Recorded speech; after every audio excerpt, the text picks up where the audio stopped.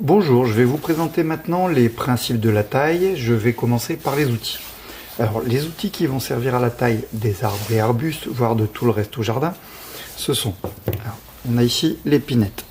L'épinette, les avantages, l'inconvénient. Alors, l'avantage, c'est que ça fait des coupes extrêmement précises, les tailles très précises. Ici, ça n'écrase pas, ça coupe très bien. Donc, ça, c'est un outil qui est très bien pour les petites tailles, très délicates, très fines. On arrive à tailler ici, vous voyez, très proche d'un bourgeon. Hop, la taille est parfaite. L'épinette. Ensuite, il y a le sécateur. Alors, sécateur que j'utilise toujours. Alors, ça, c'est le petit conseil, avec un étui. Ici, vous avez deux étuis différents. Voilà. Il n'y a pas de différence fondamentale entre les uns et les autres. C'est juste une histoire de goût et de prix. L'avantage, ils ont une pince, on les met au pantalon. Grâce à ça, d'abord, vous n'abîmez plus vos pantalons. Et ensuite, la deuxième chose, c'est que vous ne perdez plus vos sécateurs. Parce que dès qu'on a la pochette vide sur la hanche, on se rend compte qu'il nous manque le sécateur. Et donc, depuis que j'utilise des pochettes, je ne perds plus mes sécateurs. Et en plus, ils sont toujours protégés, chose qui n'est pas plus mal. Alors, dans les différents types de sécateurs, je vais commencer par celui-là. Celui-là, marque suisse, Felco. La poignée n'est pas tournante, par contre, il est extrêmement ergonomique. Voilà, l'avantage de celui-ci, c'est qu'il a beaucoup de réglages et que toutes les pièces sont vendues séparément. Donc, si jamais on a de la casse, ça, c'est revendu séparément. En plus, la petite chose que tout le monde ne sait pas, ici, vous avez un petit ergot là, qui permet de couper des fins fils de fer. Pas une pince coupante, mais des fois, quand on a un tout petit fil qui traîne dans un massif ou quelque chose, ça permet de le couper. C'est là, autant en profiter. Alors, voilà. Et ici, un deuxième sécateur. Ça, c'est la marque concurrente. C'est un Baco. Celui-ci est à poignée tournante. Avantage, inconvénient. Alors, l'avantage, c'est que la poignée tournante, vous voyez, au fur et à mesure où j'appuie, ça accompagne la main. De ce fait-là, on a plus de force. Et ça fatigue moins les articulations. Voilà. Alors à chaque fois, je m'arrange toujours pour prendre des sécateurs qui s'ouvrent et qui se ferment ici au pouce. Pourquoi? Parce que quand on tient une branche, on le retire, on ouvre, il se ferme au pouce. Vous voyez, celui-là, celui-ci, pareil, il s'ouvre, voilà, et il se ferme au pouce, ce qui permet quand même de le travailler de façon plus simple. Parce que quand vous avez des sécateurs avec des fermetures ici, l'inconvénient, c'est que souvent, elles vont finir par vous pincer ici, la paume de la main. Donc ça, ce sont pour les sécateurs. Après, on a la taille au-dessus, le sécateur de force. Celui-ci, il a aussi un réglage. Je vous montrerai après les réglages, à quoi ils servent. L'avantage du sécateur de force, c'est qu'il permet de couper des branches très grosses. Voilà. Son inconvénient, c'est que quand on va l'utiliser, il faut beaucoup de place pour pouvoir l'utiliser parce qu'il faut pouvoir l'ouvrir en entier. Après, l'outil que j'utilise le plus après le sécateur, c'est la scie. Celle-ci, alors, elle ne coupe que quand on tire. Vous voyez, si je pousse comme ceci, je ne coupe pas. Si je fais ça, ça coupe. Vous voyez, il y a le sens. La chose à savoir avec une scie, il faut faire toujours attention à ne pas plier la lame. Une fois que la lame est pliée, la scie coupe beaucoup, beaucoup moins. Alors quand je taille, en général, l'un des deux sécateurs est la scie. Le sécateur de force, je l'utilise très très peu parce que c'est encombrant, c'est lourd, ça traîne par terre. Là ici, la scie, on sait la mettre à la hanche. Le sécateur, on sait aussi le mettre, l'attacher au pantalon. Et puis elle permet de rentrer dans des massifs, dans des endroits très serrés. Vous voyez, si ici c'était deux branches, la scie va passer, le sécateur de force, lui, ne passerait pas. Et enfin, la cisaille. La cisaille. Alors, la cisaille, ici, celle-ci, elle a deux butées en caoutchouc. Chose importante, parce que quand vous taillez, ça vous permet, vous voyez, il y a un geste de rebond qui va bien. En plus, je l'ai choisi ici avec des petits crans. Pourquoi? Parce que quand vous avez l'écran ici, ça permet d'accrocher des branches dès le départ. Là, je vais vous mettre une branche, vous voyez, et elle ne recule pas. Et hop, on a le geste comme un sécateur, on a beaucoup plus de force et on fait un beau travail avec ça. Voilà. Alors ça, ce sont pour les outils. La cisaille, elle, n'est utilisée que pour tailler des haies, tailler à plat, tailler des boules. Et j'ai encore celle-ci, cette cisaille-ci.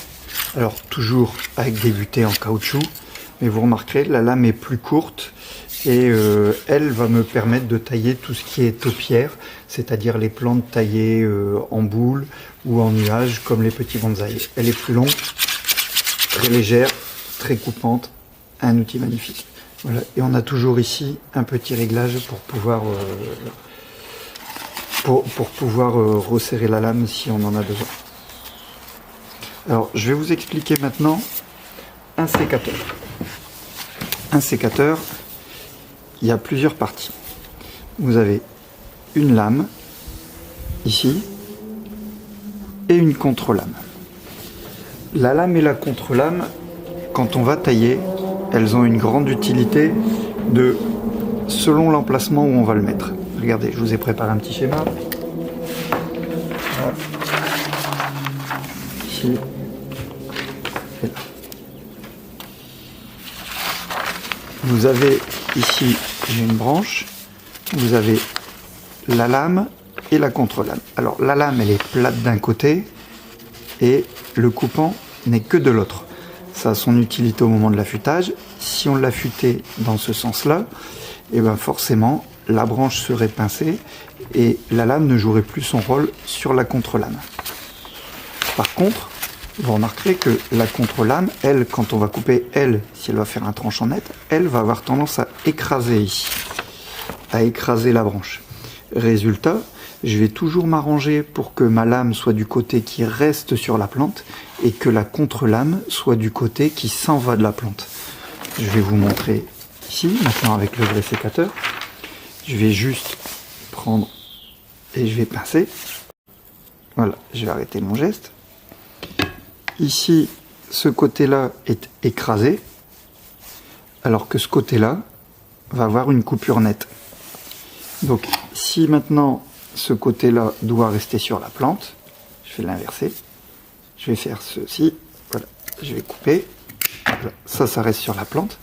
La coupure ici est nette et on voit aucun morceau écrasé. Ici, alors la coupure, là on voit quelques petites déchirures, je ne sais pas si vous les voyez, et en plus le tissu ici a été écrasé.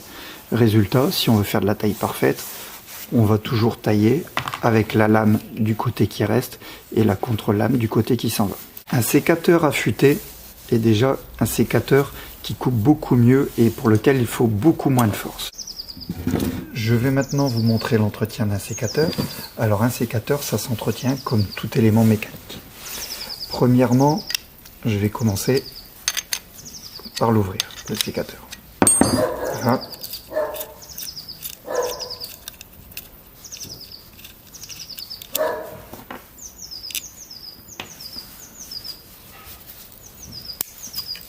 Voilà, il est ouvert. Il est ouvert. Je vais enlever le ressort ici. Ah. Voilà. Allez. Alors, les pièces que l'on va avoir, on a un écrou. Attention, c'est pas un écrou comme les autres. Il a une petite gorge ici qui va permettre de le remettre dans la rondelle. On a ensuite la rondelle arrière avec ceci.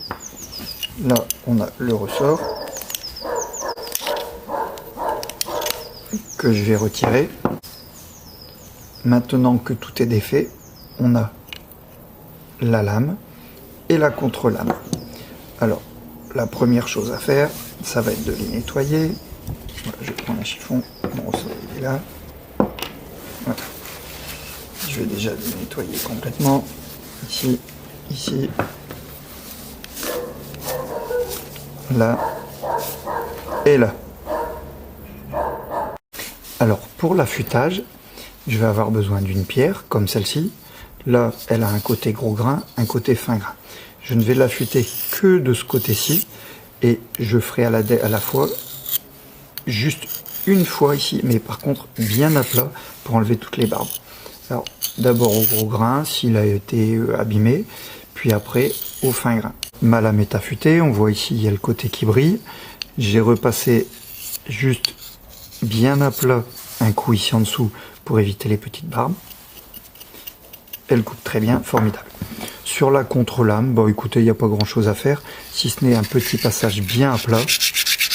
Voilà, juste pour être sûr qu'il n'y ait pas de barbe et pour pouvoir l'enlever. J'en profite ici, j'utilise la pierre mais voilà, pour pouvoir nettoyer. Maintenant, ce que je vais faire, je vais utiliser un petit coup de graisse, voilà, ici, pour préparer les parties qui vont être en contact. Le sécateur est graissé, il est affûté, il ne me reste plus qu'à le remonter. Alors pour le remonter, je le positionne. On va faire attention ici, là, il y a un petit cran à l'intérieur, et ici il y a un cran sur la vis, ce qui permet d'éviter à la vis de tourner quand on va faire le remontage. Donc je mets d'abord ici, là, voilà. Je remets ici en faisant bien attention à mon cran. Voilà. Maintenant, la rondelle qui vient ici par-dessus et la vis avec le petit cran qui va permettre à la fin de tenir la rondelle. Alors cet écrou aussi, il a une particularité. Là, il a une petite bague en plastique parce que c'est un écrou frein. Là, il n'est pas encore serré, vous voyez. Ma lame bouge. Je vais remettre tout de suite le caoutchouc et le ressort. Alors maintenant, nous allons passer à la partie réglage. Si je devais couper une branche, ici, vous voyez, la lame et la contre-lame, on a un grand jour entre les deux. Ici. Souvent, on va avoir des petites déchirures qui vont arriver là. Voilà, la branche ne veut pas partir. Pourquoi? Parce que c'est pas bien en contact. Et bien tout simplement, je vais régler, hop, pour que ça aille en contact au maximum, tant que le sécateur arrive à s'ouvrir.